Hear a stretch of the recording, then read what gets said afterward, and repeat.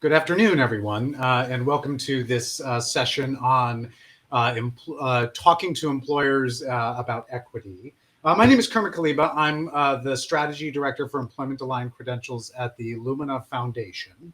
I want to say a few words before we turn to the panelists about Lumina Foundation and our commitment to equity and educational attainment. So for those of you who are not familiar with Lumina Foundation, we are the nation's largest foundation devoted solely to expanding access to higher education and training. We are best known for our goal 2025, which is our vision for having 60% of U.S. adults achieving a post-secondary degree or high-quality credential by the year 2025. And I really want to emphasize that last element there, the focus on high-quality credentials. We know at Lumina Foundation that while a degree is often the best path to sustain financial success for learners, we also know that for many workers in today's economy, a high-quality sub-baccalaureate credential, including both occupational associate's degrees and short-term certificates and credentials, can be an important stepping stone into a job or career. And that's particularly so for working adults who may need access to skills and credentials in order to be able to access family supporting jobs and may not have a four-year bachelor's degree in their life plans. At Lumina Foundation, we're also known for our commitment to racial equity. We are an equity-first organization, and we know that one of the key challenges in achieving equity in this country is that we have seen ongoing disparities in educational and access and attainment.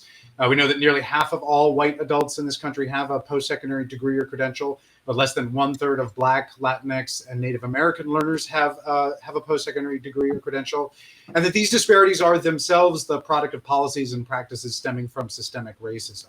So we will not be satisfied. We will not be able to meet our goal if we don't work to bridge those gaps, if we aren't working to make sure that all learners, but particularly adult learners of color, have access to high-quality post-secondary degrees and credentials. In meeting both of these goals, our overall attainment goal and then our goals with respect to adults of color, we know that community colleges are going to be playing a critical role. They're the institutions that are best situated to meet the needs of adult learners that are seeking sub-baccalaureate credentials. And community colleges disproportionately serve adults of color and have since their inception half a century ago. So we at Lumina Foundation have been making a series of strategic investments under our new strategic plan, where we are seeking to invest in partnerships, amongst other things, partnerships between employers, community colleges, and other community stakeholders to expand access to high-quality occupational credentials that help adults, particularly adults of color, get into family-supporting jobs, while also hopefully getting onto further educational pathways that can help them achieve their overall financial and occupational goals. I'm thrilled today to be joined by a set of partners that we're currently investing in this space. Two projects that we're investing in. One is a partnership between the Century Foundation and Urban Manufacturing Alliance, and then another project that we're supporting with the National Fund for Workforce Solutions. Thrilled to have representatives from both the Century Foundation and National Fund joining us for this panel today, as well as two of their employer partners. I'm very excited to hear from all of our panelists today about the importance of equity in the work that they're doing, the importance of engaging employers in the work they're doing, and how they're bridging the gap to make sure that employers are actively engaged in strategies to both diversify their industries, but make sure that we're creating equitable pathways for all learners, but particularly for adults of color. I'm gonna ask my panelists to introduce themselves by asking them to share a little bit about themselves and their organizations. I'm going to kick us off by asking Michelle Wilson with the National Fund for Workforce Solutions. If you could just tell us a little bit about yourself, tell us a little bit about National Fund, and tell us why equity matters to the National Fund. Thanks, Kermit. Good day, everyone. My name is Michelle Wilson. I'm the Director of Evaluation and Learning at the National Fund for Workforce Solutions. And for those of you unfamiliar with our organization, we are a national network of 32 collaboratives around the country committed to innovation in the workforce development field. In our work, we collaborate with workers, employers, and communities to advance a skilled workforce, promote good jobs, and invest in equitable outcomes. So, using the lens of race equity, and by that I mean as we look for solutions to the most pressing workforce development challenges: access, safety, wage equity, training, good jobs, and all the issues associated with the social determinants of work. We do that through the lens of race and ethnicity. So if we're talking about why equity matters, it's because as it stands in our current state, and Kermit alluded to this or talked about this, the inequitable practices that show up in every facet of our system and our systems required for us to engage in the world result in an unjust society that creates untenable situations for large swaths of our population that as humans we should just be ashamed of. And it's clear, at least to me, that inequity sits at the root of societal ills and in the injustices. So if you name them, right, it's education, economic, criminal injustices, healthcare, environmental,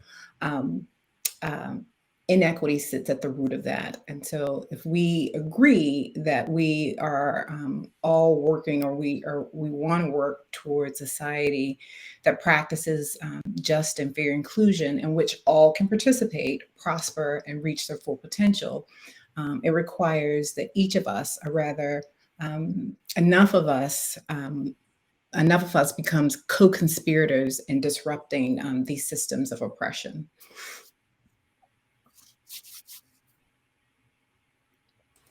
Thanks so much for that, Michelle. I'd like to turn now to Kristin Driscoll. Kristin is with Boston Children's Hospital, and they are partners with National Fund. Kristin, can you tell us a little bit about yourself? Tell us a little bit about Boston Children's Hospital, and can you tell us a little bit about why equity is an important issue to you, where you sit? Sure, absolutely. And thanks for including me in today's conversation. My name is Kristin Driscoll. I'm the Director of Workforce Development at Boston Children's, and our focus is really to bridge outside community and youth talent into the hospital and to help folks grow within Boston Children's. So Michelle gave, an incredible answer about why this race equity work matters.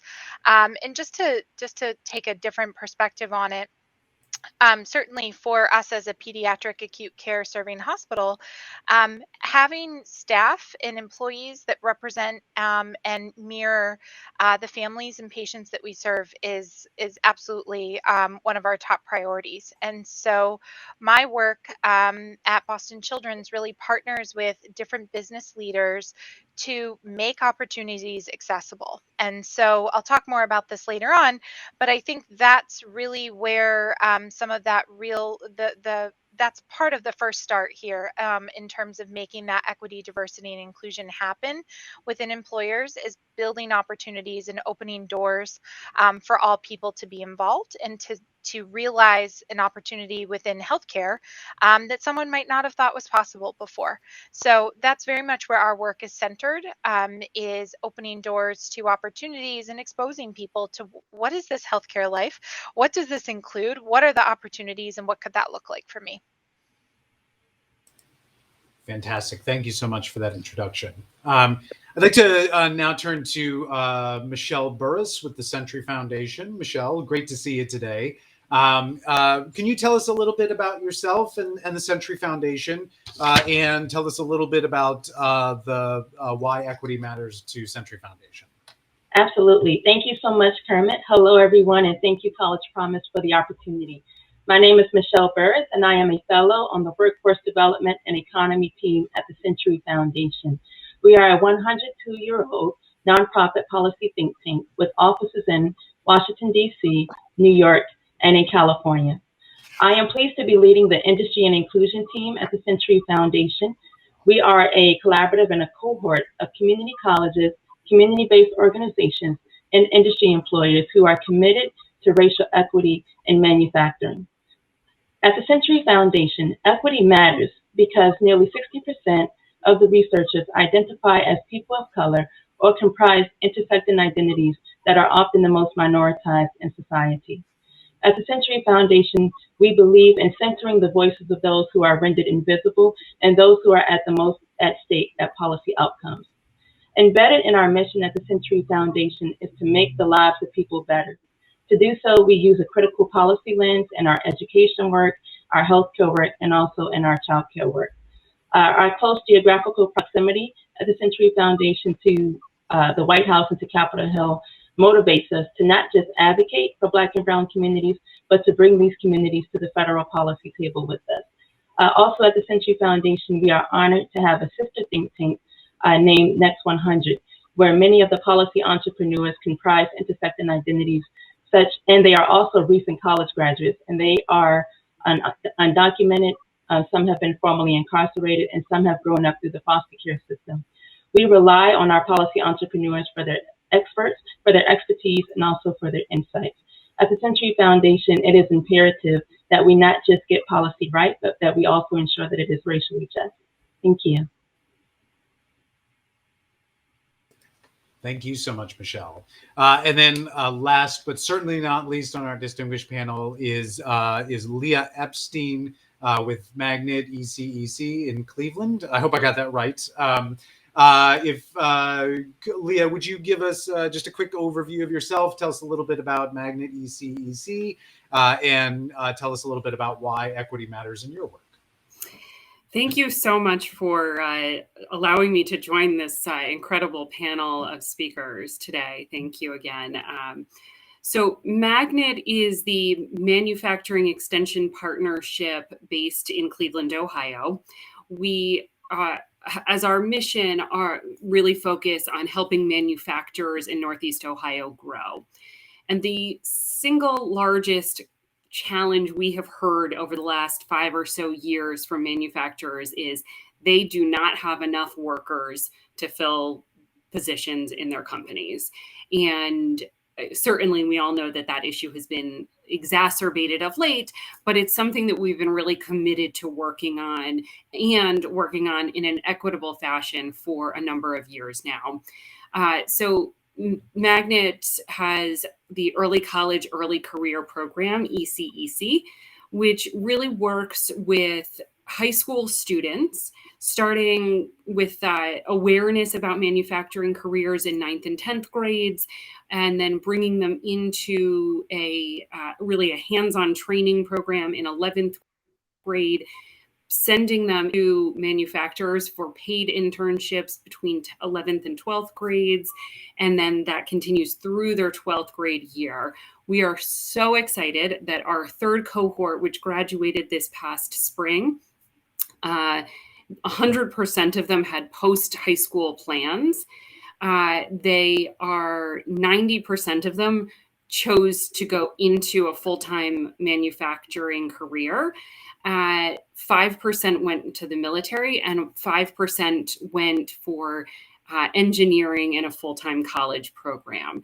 Now, many of our students also opt to do a part-time college courses when they are working and sort of opting into some of those benefits provided by manufacturers. But we really feel like equity is at the core of everything we're doing. We know that our workforce in Northeast Ohio, our manufacturing workforce is 74% male and 83% white. And that obviously does not reflect the broader community. And if we want to be growing economically, if we want to provide greater wealth for all people, then we have to address these kinds of workforce issues. And so we're working really carefully and closely with manufacturers, since that represents 50% of Ohio's economy, to make sure that really there is a huge amount of change happening in the questions that our manufacturers are asking, and that we're encouraging them to really create change around. Fantastic. Thank you so much. Thanks to all of you for the great introductions and overview of the work that you're doing and why equity is so important. So I want to sort of move into the body of the panel and start asking a few questions to sort of dig into these issues of how do you tackle conversations around equity in your work, and particularly how do you tackle getting to that point that Leah just raised? How do we tackle questions around addressing equity with employers in your work? I'm going to start by directing the first question to Michelle Wilson. Michelle, we know that centering racial equity in our work is critical to addressing longstanding barriers to education and employment for adults of color. But I know that conversations we've had with others, it's not always an easy conversation to start, right? Particularly when we're trying to work with employers around rethinking the way that they approach business and approach hiring and advancement. So how do you at the National Fund, how do you start those conversations? How do you begin the conversation about equity when you're working with employer partners? That's a great question. I mean, often when we talk to folks about equity, I'm always interested in what data points matter to folks, like what sticks for them. And one of the ones that I like to share, particularly with business leaders and employers, is I like to start by sharing what we've learned about diverse leadership, which is companies with diverse leadership have almost double the revenue of those companies who don't. And so often we see companies take on REI or DEI as a thing to do to combat getting canceled or the potential of getting canceled, or because it's a good look, which by the way is a bad business practice and doesn't work in the long run. But in reality, truly embracing race equity as a practice, as a part of a company's intrinsic business model just makes sense. And so, with diverse leadership teams, they generate more innovation. What we've learned is that they generate more innovation and value that contributes to the overall growth of companies in that real and meaningful way. So that's one point. Another point is that we often think of education as the great equalizer. And as important as education is, it is in fact not an equalizer. And like we know from the data, particularly in our advancing workforce equity reports, that white workers without a college degree make on average $1 more than Black workers with an associate's. So what that means is that we can't rely on education solely to do it all, right? We have to engage the entire ecosystem to deliver like true equity. And that means bringing our business leaders and employers, right? So these are the conversations, like you matter in our work, right? So all this really means is that when we are addressing equity challenges in the community, we have to have business leaders at the table. And if you're interested in learning more about how we do that at the National Fund, we have a guide on advancing workforce equity for those who are interested in building these equity work groups in their communities. And then internally, one of the things that we do at the National Fund is we have a toolkit, but we also spend time working with our employers on developing these high-performing industry characteristics. And so we have a toolkit, and there are 5 characteristics. Race equity is one of those. And so racial equity is one part of, we talk about it being just one part of racial justice.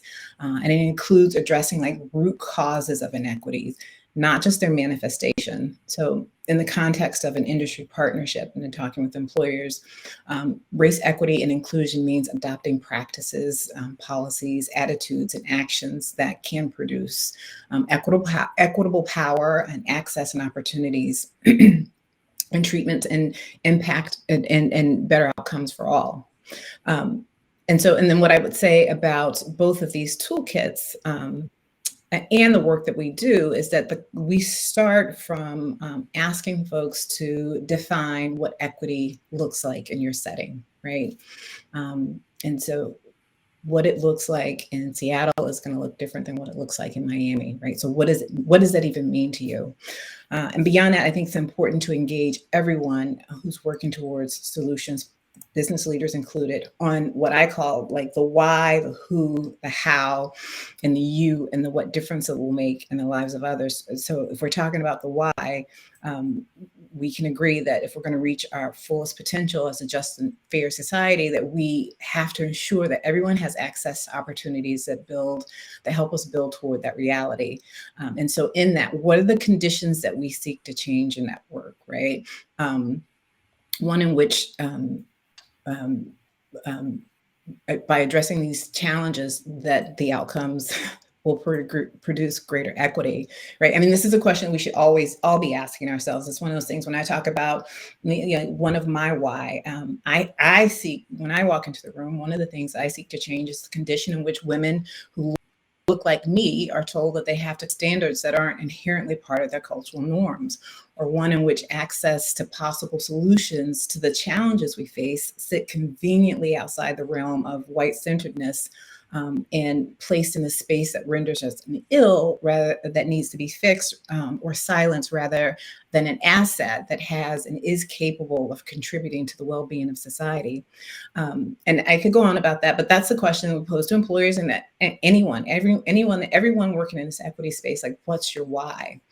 And then there's the who. Like, we have to put people first, right? And understanding who means that we have to go on surface level data, and we have to get specific with deeply disaggregated data that will allow us to understand the full scale of the challenge in front of us, right? And who's impacted by these barriers. So developing access opportunities for women who wish to work in areas that suffer from occupational segregation is one thing, but do we know why this exists? So digging down into that, these are conversations that we have with employers and business leaders and community leaders all the time.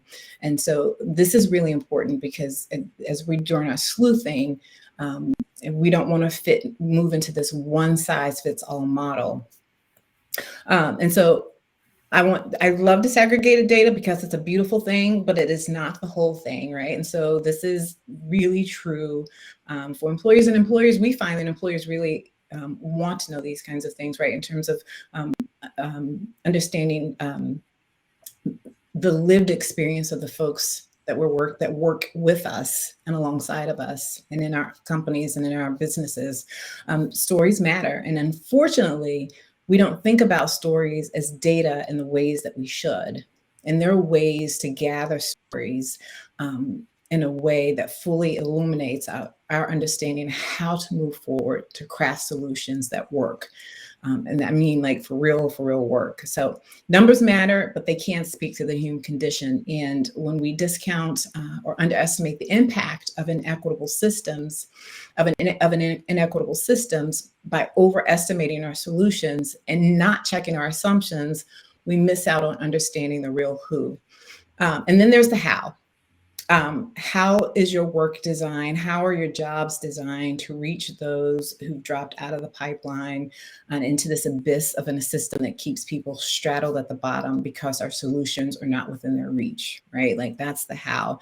And then there's the you. So it's critical that we accept, know, and believe that we all have something to contribute. So at this moment, you have the power, we have the power to make a difference in our role, whether we're a philanthropist, a job designer, an educator, a workforce intermediary, an employer.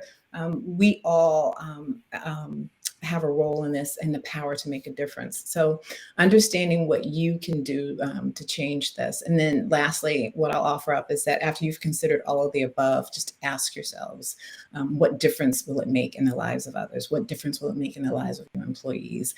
And how will you know?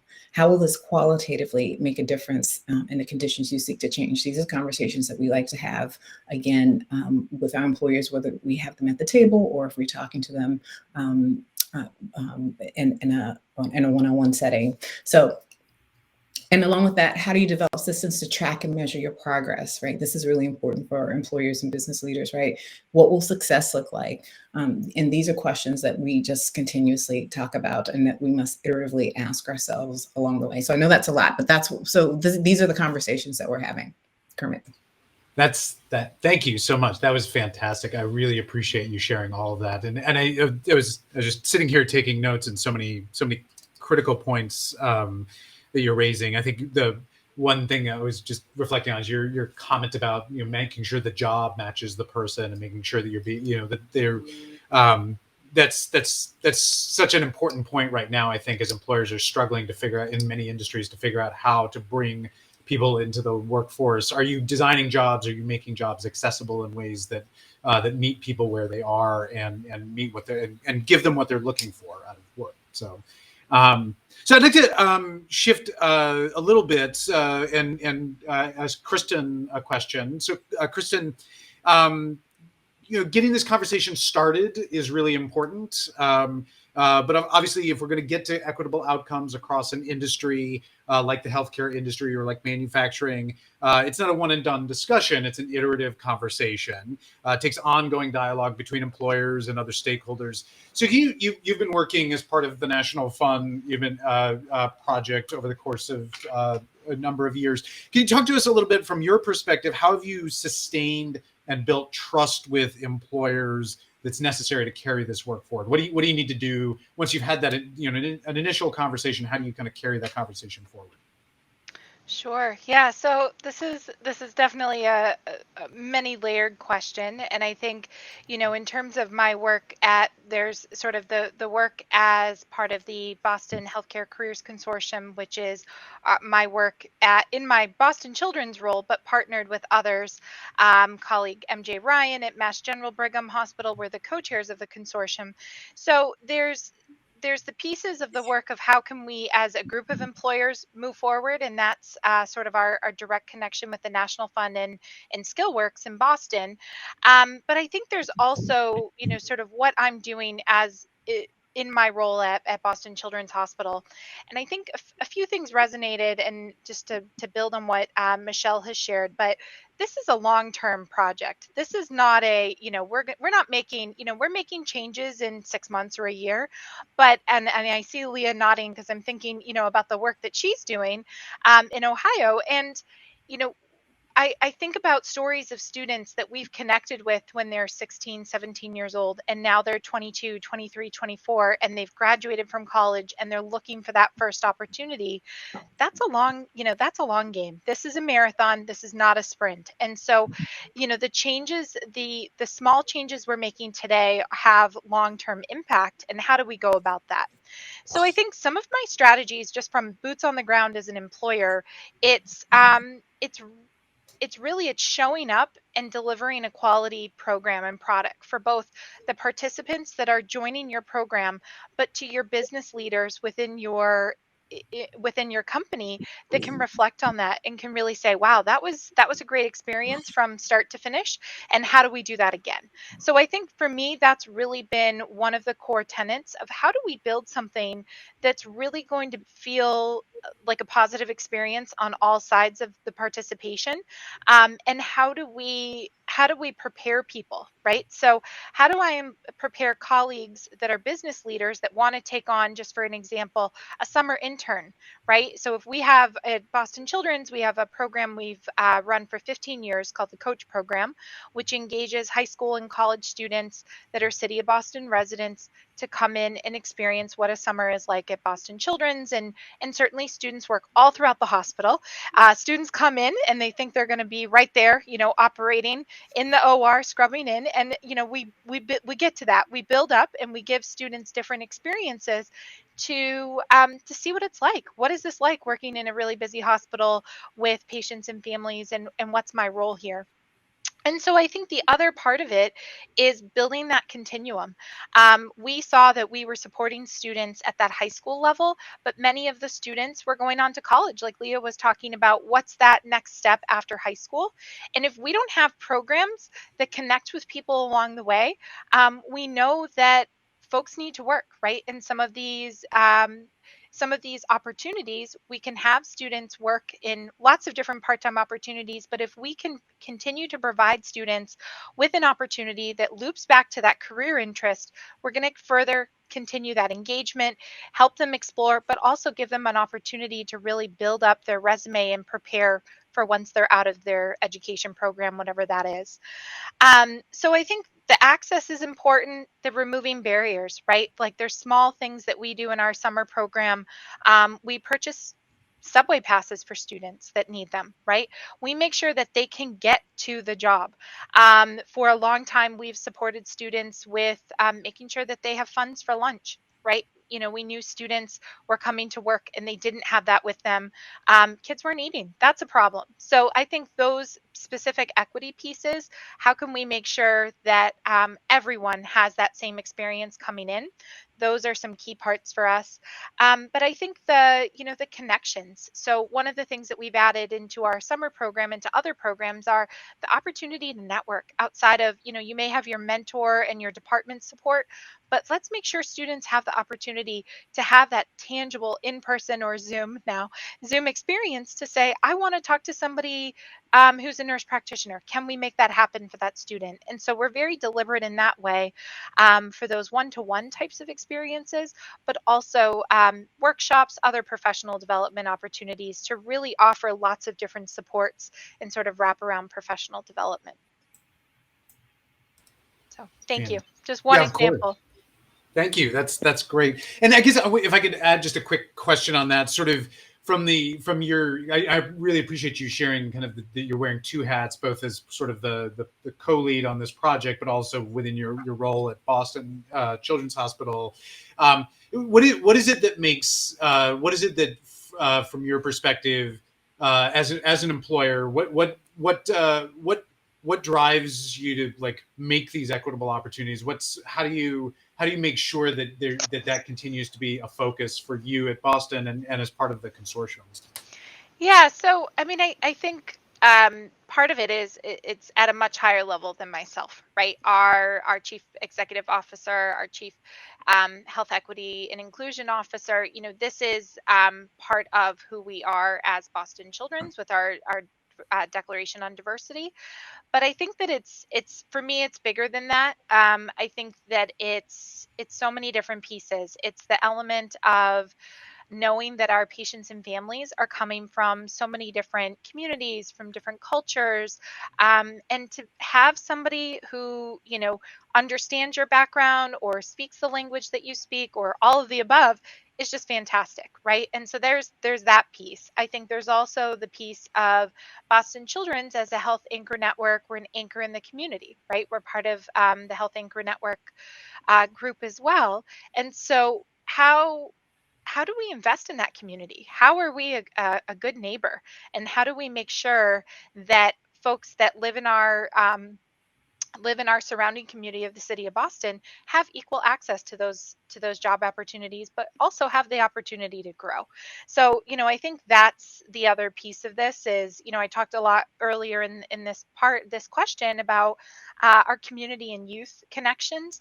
But I think once people are part of our team, I think that's where our work around making education accessible, offering things on campus, both live and in person, but on Zoom, having a full-time education and career coach on site available to employees to take advantage of to continue to build that. So for us, I think it's, having a workforce that represents our community, but also it's the right thing to do. And as a good neighbor in the city of Boston, it's important that we're part of solving for this long history of systemic racism. So great. Thank you so much. And great to hear about the importance of being a good neighbor and investing in the community and making sure that you reflect the community that you serve. I think that's such a critical point. I think to shift a little bit. So Leah, if I could ask you, as you've been working to strengthen equitable outcomes within the manufacturing industry, and you gave the great statistic, or not great statistics, but the very powerful statistics about sort of what the demographics currently look like in manufacturing in Northeastern Ohio relative to the overall community that you're operating in. Are there particular areas, as you've been engaging with employers around equity, are there particular areas that have been harder than you expected? Are there areas that have been easier than you've expected in doing this work? And what have you had to change about your approach, or have you had to change your approach as you've been thinking about working with employers around more equitable opportunities in the manufacturing industry? Yes, lots of things to connect on this front. I just want to start by saying that we've really been privileged to dig into a lot of these issues as part of the industry and inclusion cohort with the Century Foundation. And it really has allowed us to think even more deeply about these topics. I'm going to start with what's easy because I have maybe only one thing to add on the easy front. And that is that once we started ECEC and the first school or two, got it launched, we constantly have schools knocking on our door wanting to participate. They see the value in this program. They recognize that, half of our schools at the moment are within the Cleveland Metropolitan School District. The other half are in inner ring suburbs right outside of the city. And they see the value in finding careers for students who may not want to start by going to a four-year college, but may want to receive a credential and go into a career a different way. And that's awesome. So that's been the easy part. The rest of it, I have to say, has been, it's step by step with each thing. We've started by connecting with sort of the coalition of the willing, if you were, right? We're not working with the company blatantly unwilling to change or think differently because it's not worth it for us at this point in time. We know that there are lots of companies out there that are willing to see changes and make changes. And so that's where we've started. But we constantly have to really be bringing others along in that. Right? They have to be willing to really think about the barriers that people are facing and address them. So, we're in a space of saying manufacturers have to think beyond the immediate situation. And that's hard, right? What we have done in the past is comfortable for most of us. And so for manufacturers, that means reaching into networks of white male employees to recruit for positions, but it's not netting them the results that they want. And so we're really trying to build both the business case, as Michelle was mentioning earlier, about why this is valuable to have greater diversity in their companies, as well as the human imperative to really get them to think longer term, right? To Kristin's point, this is not going to change overnight. So they need to connect with younger, Blacker, more female audiences in order to really change down the road, right? If they want to just continue to fill their orders at the moment, maybe they can get by, but maybe not. We've found that manufacturers tend not to dig into the lives of the people who work for them, right? They come to work, they do their jobs, and that's enough. So what that means on the flip side is they don't understand the challenges that the people that they're working for them are really struggling with. And so we hear they just don't want to work frames, but what they're not necessarily hearing. And so we're really working to really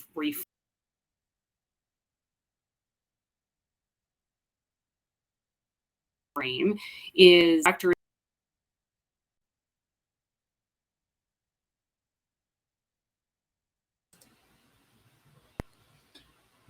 Looks like we're having a little bit of technical glitches on Leah's end. Are you back? I think I'm back. Okay, let's give it a shot. Sorry about that. I don't know. Right. So manufacturers don't really dig into the lives of the people that work for them. And we're really having to reframe some of those conversations, right? We're looking at transportation and right. ECEC as a program is committed to providing transportation back and forth to manufacturers for all of those programs, as well as any trainings that we do or social events that we do. But similarly, helping manufacturers understand that once these students graduate from high school, that there so often are these last mile issues that they need to be aware of. really thinking about childcare issues, right? A lot of our students provide childcare for siblings. And so what does that look like if somebody is sick and somebody is, off balance and, there's something is out of line there? Another one of those things, boots, right? In order to be on the factory floors, they need boots. And what we were finding early on is that some of the students might call off because they didn't have appropriate footwear, right? It's these little things that make a huge difference. So now ECEC provides work boots for all of our participants, right? Standard, we don't want those kinds of barriers to stand in the way. And so we have to help our manufacturers understand what those look like.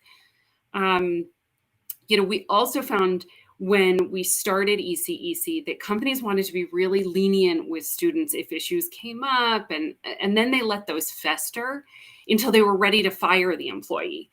So now we have really worked to train those manufacturers that they have to communicate with us because we have mentors that serve in that role between the employers and the students. So because for most of these students, this is their first real job, right?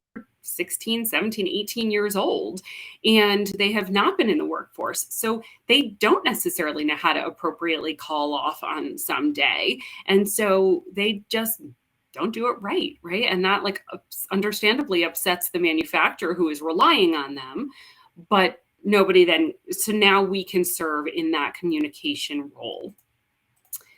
To that point, really, we really have spent a lot of time on that mentorship and coaching in both directions. So that companies understand their policy implications now in a much stronger way. And by helping them make internal changes, right, it allows for a more holistic transformation in all of the work that they're doing. And so it's, we find one pathway in, and then we can create broader change as we move on. I think just a couple other things that we have found is that on the manufacturing side, there are really well-paying jobs. I mean, here in Northeast Ohio, sort of an average salary is about $70,000 a year plus benefits for manufacturers or for workers in the manufacturing sector. But at the same time, we are fighting against, as everyone in this moment is, the Amazons and the pizza deliveries of the world who are really paying great starting wages. And it's really hard to make the case that the longer trajectory is good for the workers. And so we're really trying to work with the manufacturers for them to recognize the changes they need to make in order to be able to be competitive so that they don't lose out on workers who otherwise would be really great matches for their companies. And I think the last thing is that we've learned that flexibility is super important, and we really coach our manufacturers to be flexible as much as they can, but we also recognize that they have a job to do, and that for some people in certain moments, this isn't the right job for them. And so we then work closely with a whole variety of other programs. ECEC is just one of Magnet's workforce programs. We lead a sector partnership, as well as a whole variety of other workforce efforts. And so maybe this is not the right pathway for them, and we help them to really try to find a different pathway that can work.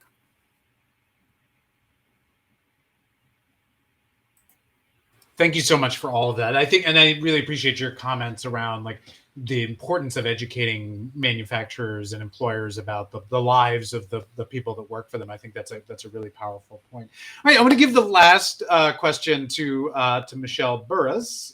So Michelle, as you look ahead, and Leah mentioned that the industry and inclusion project that you guys have been running for several years, you're working now to expand work with community colleges. Can you talk to us a little bit about how community colleges and other post-secondary institutions can more effectively engage local and regional employers on issues of equity? And I know you've had dozens of conversations in the last few weeks with community college partners. So love to hear your thoughts, and we'll move to close out.